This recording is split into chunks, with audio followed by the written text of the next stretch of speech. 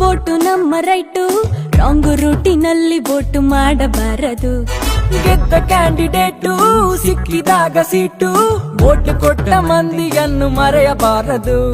ಬಾಲ್ಯ ಮೂಡಿದೆ, ಪ್ರಾಯ ಮೂಡಿದೆ, ತಪ್ಪು ಒಪ್ಪು ಯಾವುದೆಂಬ ಸತ್ಯ ಗೊತ್ತಿದೆ. ಕನಸು ಕಾಣುವ ವಯಸ್ಸು ನಮ್ಮದು, ಕಾಲಿಗೋಡೆ ಮೇಲೆ ಬಣ್ಣ ಗೀಚಿದಂತಿದೆ.